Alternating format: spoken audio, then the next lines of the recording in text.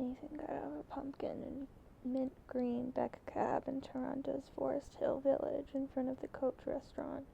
A faded, greasy spoon with the graphic of a silhouetted coach and four hanging over the door. Seniors leaning on walkers shuffled. A few girls in gray and burgundy uniforms from nearby Bishop Cornwall School drifted in and out, carrying no camera, but no visible recording device of any kind.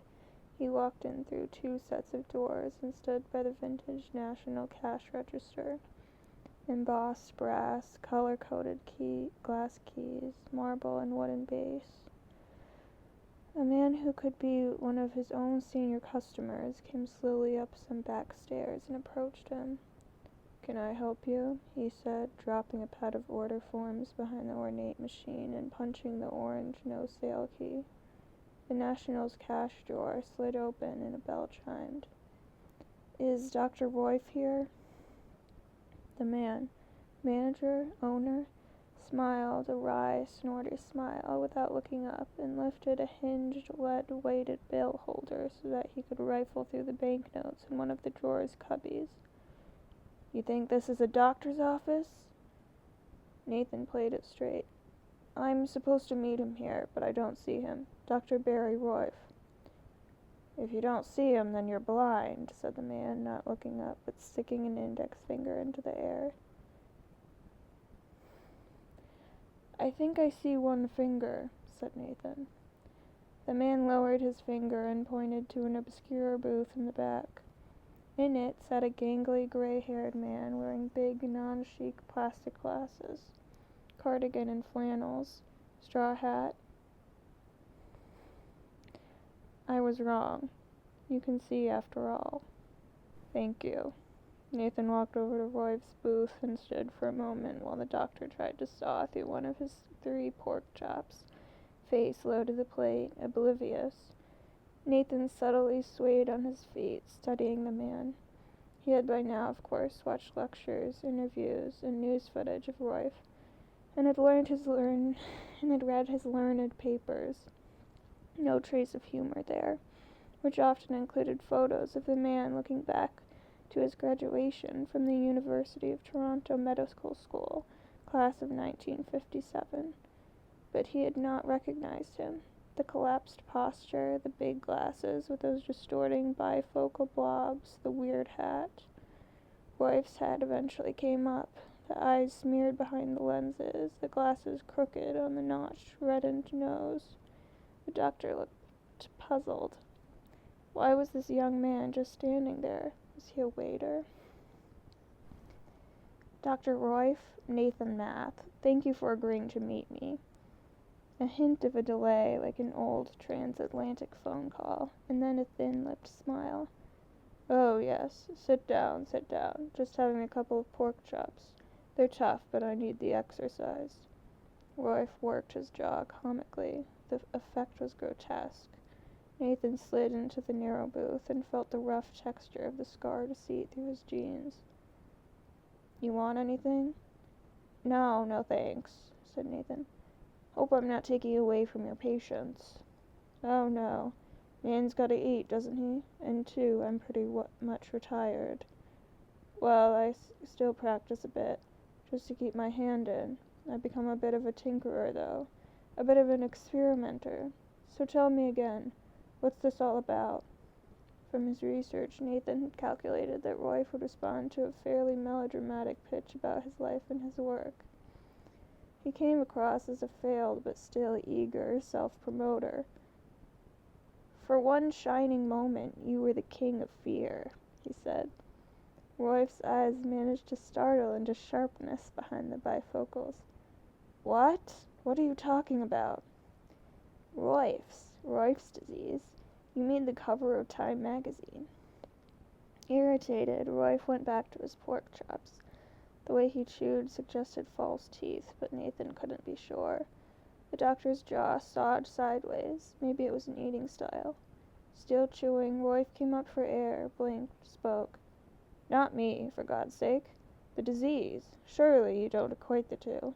And the politics surrounding the disease. All sex, all hysteria, very American." He wiped his mouth with a thin paper napkin. The stubble on one side of his poorly shaved chin shredded it, so that in effect he wiped his mouth with his fingers. He sucked those fingers as he squinted suspiciously, as though trying to focus on an especially noxious varmint. "Why is it, exactly, you wanted to talk to me?" Nathan figured he had to scale back the drama. "I'm writing a piece about medical fame. The scary kind, you know, Alzheimer's, Parkinson's. Names that people are terrified to hear, afraid that their doctors will speak those names to them." The doctor burst out laughing, a short, liquid bark that spewed shreds of chalk across the table. "Roif's disease was a leaky pecker or a mucky twat. Hardly in the same league." "But Roif's could be lethal if it was left untreated. I mean, Wayne Pardoe died of Roif's." "Who?" "Wayne Pardoe," said Nathan. "A famous country and western singer." "Never heard of him. But it was probably drugs that killed him. Usually is." "Do you have an inferiority complex about Roif's? Was it not a potent enough disease to bear your name?" "What an odd young man you are. You sound like a headline in a Victorian yellow newspaper. I suppose you've heard of yellow journalism? Sounds like you practice it. Did it ever bother you that it seemed at one point to have been cured? Wiped off the face of the earth? Did that not consign you to some kind of medical oblivion? Of historical interest only?" Roy fastidiously scraped the applesauce off his remaining chop with the butter knife, wrapped the chop up in a napkin, and stuffed it into his pocket. Nathan was sure the grease was already weeping into his cardigan. Rising with some difficulty, Roy said, "Maybe you shouldn't be talking to Dr. Alzheimer while Maybe you should be talking to Dr. Alzheimer while the talking's good. I suppose that you're getting the check."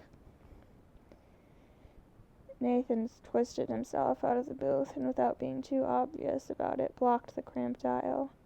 He pulled out a neatly folded pink diagnostic report and held it out to Roy. "Doctor, please take a look at this." Out of some ancient reflex, Roy snatched the report, unfolded it, and began to read, face close to the paper and head twitching from side to side, as though he were smelling it rather than reading it. Nathan had spent a week getting to know Toronto in preparation for Roy, and that had included a visit to a walk-in clinic for STDs on Queen Street West. He could look forward to 28 days of ciprofloxacin, mild diarrhea, genital irritation, and the possible but unlikely advent of ruptured tendons, psychotic reactions, and confusional states. "Looks like you have a hefty dose of Roif's. Making a comeback, I guess. Your triglycerides aren't that great either." He looked up and shook the paper before handing it back, as though to purge it of dust or mites. "Does that mean I owe you something, or do you owe me?" Nathan tried to peer around the reading blobs in the doctor's glasses to get at the real eyes. It then occurred to him that at this close distance, which didn't seem to unnerve the doctor at all, it might be preferable to look through those blobs for better eye contact. The result was a palsied head movement that suggested extreme shiftiness on Nathan's part. "I would like to discuss the narrative of my infection with you," he said breathlessly, his chest tight. Roy barked out another laugh, sounding particularly like a Jack Russell. "The narrative of my—" He shook his head. "Look, son, I long ago left the field of venereal pathology, if that's your hook. I'm just not very interested. That's the real problem. Now, Parkinson, there was an interesting man." "Why don't you let me decide that? What kind of patients do you have now? What are you experimenting with?" Roy studied Nathan for a beat, jaw thrust forward, lips pursed, then took his glasses off. His eyes were large and smeary, even without the bifocal blobs, but they were also the most amazing, unnatural turquoise, and they shocked Nathan. He was sure those eyes could see things that normal eyes couldn't. "You come by my house tomorrow if you'd like. Just around the corner. My office is in the house. Tomorrow. Not too early. I've never been a morning person, believe it or not. Just show up.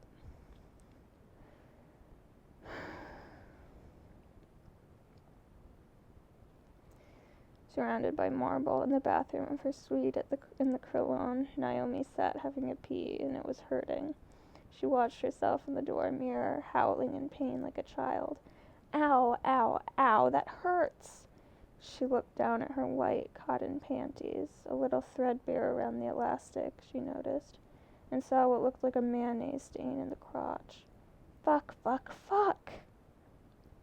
Sitting on her bed with the air on her lap, new panties on, travel yoga pants on, diagnostic wad of Kleenex and panties providing reassuring pressure, Naomi watched another downloaded clip of a Rasta guy lecturing, this time with the tinny air sound turned off. She gazed intently at a Rasta guy's image, then, provoked by that image, bounced off the bed and started to set up an image-making session of her own. She wasn't sure she was ever serious about giving her Nikon gear to Nathan and riding off into the sunset with only her BlackBerry and her iPhone and her iPad and her laptop as image-making devices. Was there anything now that did not take pictures and video? And when it came to rolling out the door of their room at Schiphol, she didn't hesitate to take it with her. She would not feel like a pro without the Nikon gear, and she would not have been able to do what she was doing now, placing 2 wireless speedlight flash units, diffusers for softer lighting clipped over the flash heads, on a chair and a dresser, then the camera on a tripod next to the laptop, then setting the timer, then beginning to take portraits of herself, artfully lit by the flashes and the soft window light.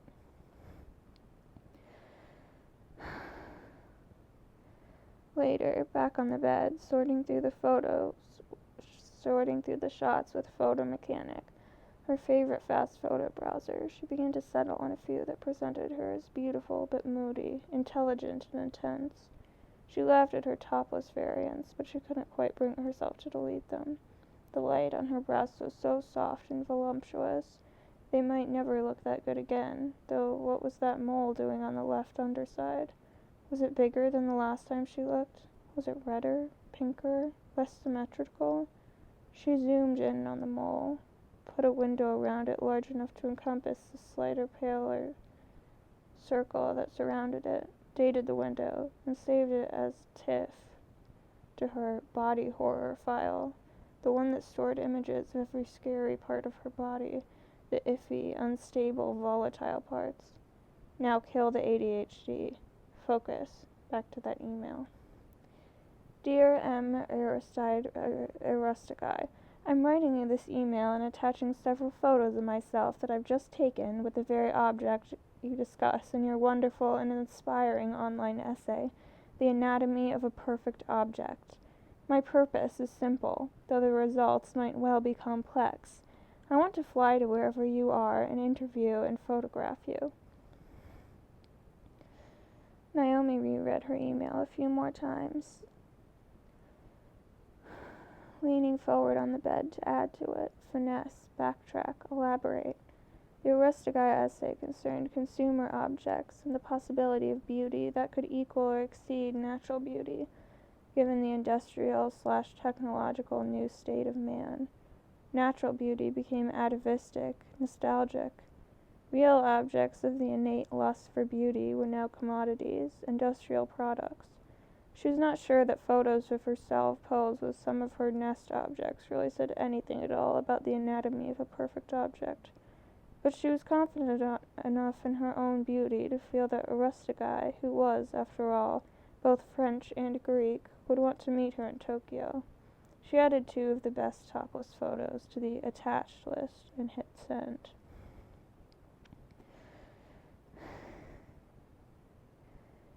Nathan stood in front of what Naomi had mocked as a faux chateau in the heart of Toronto's Forest Hill. A quick swivel to right and left confirmed what Nathan had seen from the taxi. Royf's castle was not alone. The street was aswarm with the synthetic stone-facing, copper-trimmed turrets, the authentic-looking slate roofs, though it had to be said that a kind of neo-Victorian Mausoleum variant is also well represented. Nathan shouldered his tripod case and pulled his reluctant camera roller up the cobblestone pathway to the front door. Mausoleum. The stone porch was shaded by a fan-shaped Art Nouveau-ish tinted glass canopy. The front door was huge, exotic, wood and pebbled glass. Nathan was searching for a doorbell button when the door opened with a vacuum lock whoosh. A beautiful, willowy woman wearing a disturbingly clinical white cotton dress with long sleeves and a high collar stood in the doorway. She seemed to be about 30. "Hi," said Nathan. "I'm Nathan Math." The woman just looked at him, no effect whatsoever. An awkward pause. I have an appointment with Dr. Royf." No reaction. "An appointment with the doctor?" Her eyes were so large that they narrowed suspiciously without seeming to get smaller. "You don't have an appointment with the doctor." "I don't?" "The doctor doesn't take new patients. You are new. You would be a new patient." "Oh, right, no," said Nathan, exhaling in slightly exaggerated, self-directed mirth. The woman had rattled him without actually doing anything. "I'm not a patient. I'm a journalist. I write on medical, social issues. I'm interviewing him, Dr. Royf, about his career." "What's wrong with me?" she said, brushing her blonde hair back, her voice unaccountably hard. "What?"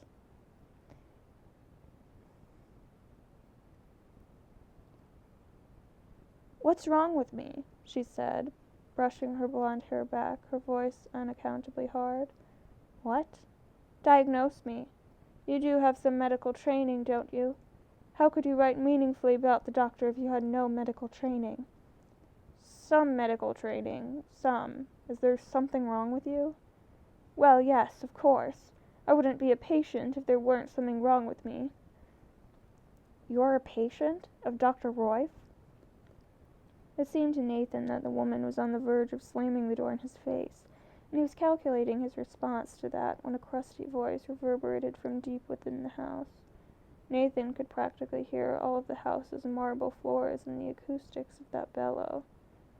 "Chase," called Dr. Royf, "is that our own private paparazzo?"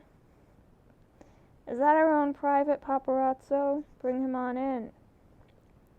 "Welcome, Dr. Math. Please do come right in," said Chase, suddenly genial. She swung the door open wide and curtsied an ironic curtsy as he sidled by her, his tripod case thumping the door frame, his roller bumping and twisting over the raised granite sill. She bent towards him and whispered, "Consumption. That would be my guess." Her face was uncomfortably close to his. "Consumption? You mean tuberculosis?" Still whispering, still too close. "No, I mean consumption." She straightened up, smiled, and said, "Follow me," in quite a different voice, too loud and too declamatory, then turned and marched off into the house, leaving Nathan struggling to follow her. Center hall plan, polished wood staircase, black and white streaked marble floors everywhere. Chase veneered off to the right and stood just inside the living room, waiting with exaggerated patience for Nathan to pull his roller up to her. The room was furnished in a very traditional way, as befitted a Victorian fantasy of a French chateau, and this was yet another level of fakery, because it looked as though the house had been bought completely with the real estate agent's staging furniture, and never touched again.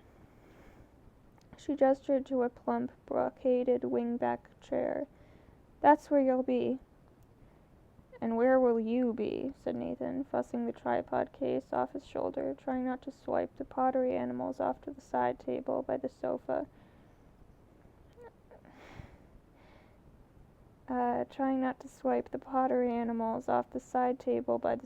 Which matched his assigned chair. "I'll be in limbo, Nathan. Come see me when you have the will. Come see me there when you have the will." By the time Nathan could lift his eyes from the gear, he just settled on the floor. Chase was gone, leaving him to imagine the set of her face and to wonder whether she could possibly be coming on to him. As he sat in the indicated chair, he felt rather upbeat about the demeanor of this young woman, whose strangeness immediately suggested that he was onto something with this Royf thing. This Royf who was not as interesting as Parkinson. Royf entered through a set of French doors which led onto a small flagstone patio. He turned and closed the doors, a bit shaky with the latches, and met the rising Nathan with an outstretched hand. They shook and sat down, Royf on the matching sofa. Nathan. Dr. Royf. Please call me Barry. I've always found it bizarre that the Americans call their ex-presidents Mr. President for life. I am retired, you know. Except for Chase, was it? Royf looked puzzled. Chase? The young woman who assigned me this chair. She said she was your patient. Royf doubled over until his chest touched his knees. Nathan, startled, thought he was having a heart attack until the doctor straightened back up, his face crumpled with silent laughter. It took a moment or two for the sound to come, a good, hearty, roaring laugh flecked with phlegmy wheezes. Well, yes, he said, still heaving. That's one way of looking at it. She's not your patient. Whatever she is, she's sure darn full of surprises. I haven't heard that one before, but no. He leaned forward, pulling on his knees to enable him to slide his torso closer to Nathan. She's my daughter, Nathan. Now, there's a sense in which all children are constantly being diagnosed by their parents, wouldn't you say? So I guess that's fair of her to say. Metaphorically, I guess. But like I say, never heard that one before. Does she live here with you? Nathan felt that the general strangeness of the situation allowed him to ask that question. Roy let go of his knees and relaxed back into the pillows of the sofa. I guess this is the beginning of the interview, isn't it? The new art form. The art of the interview.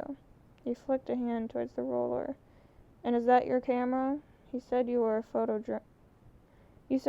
photojournalist. I love that word. Photojournalist. Nathan tipped over his roller and unzipped it, revealing a tightly packed group of lenses, flashes, spiraled flash cords, and cleaning tools. He slid the big Nikon out of its padded cubicle, the Rhino-like 24-70mm lens attached, and hefted it in his hands. It's a digital SLR, if that means anything to you. Digital single-lens reflex camera. It means you can see exactly what the lens is seeing when you look through the viewfinder. They've been around for a long time, film first, of course, and now digital. But this is the latest incarnation. Well, almost the latest. It's hard to keep up with the technology when you're on a budget. It's heavy, and it's probably obsolete already. It just doesn't know. Is this too much information? It just doesn't know it. Is this too much information? Hell no, said Roy, holding out his hand, wanting the camera. I was a passionate amateur nature photographer in my time. Haven't come to grips with the digital thing yet, though. Nathan suppressed his urge to deny Roy his camera and handed it over. Maybe this is something you can teach me. We'll be quid pro quoing each other all over the place here. Nathan countered his equipment anxiety by busying himself setting up the Swiss Nagra Kodelsky SD audio recorder on the glass coffee table in front of Roy. The insanely expensive radio quality recorder was overkill for a print journalist. Though these days there is no such thing as the purest sense. There is no such thing in the purest sense. But Nathan had spotted it at an electronics booth in the Zurich airport and couldn't resist. He and Naomi both used technology to advance their credibility as professionals, and he knew that she would never really give up her Nikons for an iPhone until it was an acknowledged, cool but pro way to go. Too much insecurity involved, always the sense of being a poser. While he was deciding which Nagra plug-on microphone to use, the stereo cardioid was good for ambience plus voice, which could be interesting when Chase was aroused, but the mono was best for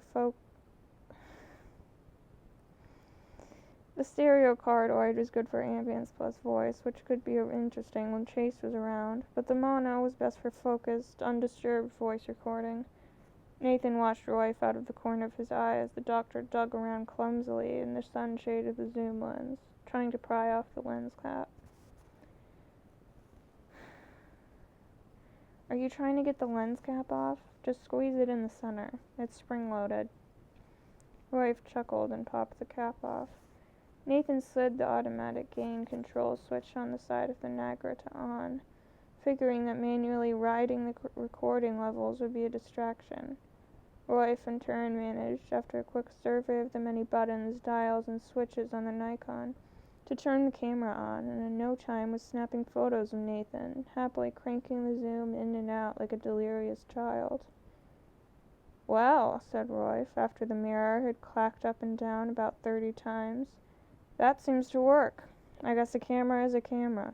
Oh, look at that. That's you, right there, on that little TV in the back. Somehow makes you look kind of sinister. See? Something in the eyes." Royf handed the camera over to Nathan, who felt he had to assess his own image to be polite. Royf was right. Nathan looked nasty and untrustworthy, though in a darkly handsome way. "Good shooting," said Nathan. "Very good." The last photo Royf had taken was a zoomed-in close-up of the Nagra, and he now pointed to it with a twitching index finger. "You haven't turned that on yet, have you?" "No. May I?" "Not yet," said Royf, and he held his knees and pulled himself forward to his confidential position. "We need to make our deal." "Our deal?" "Yeah," said Royf, drawing out the word to give it a slightly comical street feel. "Yeah." "Interested?" Nathan leaned forward to match the intimacy, clasping his hands like a choir boy. Sure." Royf laughed a small, dry laugh. "You're not too sure, are you? But you will be. Listen, I've tried writing a book, you'll be surprised to hear. I'm no good at it. Not on my own, I'm not. Chase researched you on the internet. She's so clever, that kid. She's already read half of what you've written, and we came up with something, she and I. You know the work of Oliver Sacks, the man who mistook his wife for a hat? Awakenings? That was made into a movie with De Niro. An anthropologist on Mars? I know his work, and I met him a few times." "Oh, really?" Royf's tangled eyebrows shot up in challenge. Nathan had to respond to authenticate. "Yeah, he's got this weird thermostat problem. He's always too hot. He's always leaving the restaurant to stand outside. That's why he loves to swim in those cold mountain lakes. I've got an interview with him in the works, and he wears weird shoes." Nathan was immediately ashamed of throwing in the data about the thermostat. It was true as far as he knew, but mentioning it smacked of desperation to impress. Royf was very excited. "That's super! That's Titanic! Oliver Sacks is a doctor, a neurologist, and also a brilliant writer. I'm a doctor, you're a writer. Math plus Royf equals Sacks. Get it? I was a neurologist first, you know. Not a urologist the way people think. I specialized in genital pain, and ouch, there was Royce waiting for me. Things I didn't know. Relieved, Nathan conjured up the enthusiasm to say, as though with enlightenment dawning, "So, we collaborate on a book," but then was immediately uneasy as the possible implications sank in. "Medical fame," said Royf, "your subject. You want to get to the marrow of it? This is your big chance." "But a book about your life, your work, your retirement years?" Royf sank back heavily onto the brocaded pillows. "Are you being sarcastic?" "I'm being nervous. I'm worried about being co-opted by my subject. They warn you about that in journalism school." Nathan released a pathetic chuckle which was meant to show that he knew he was being superficial and paranoid. That could be a classic case. This could be a classic case.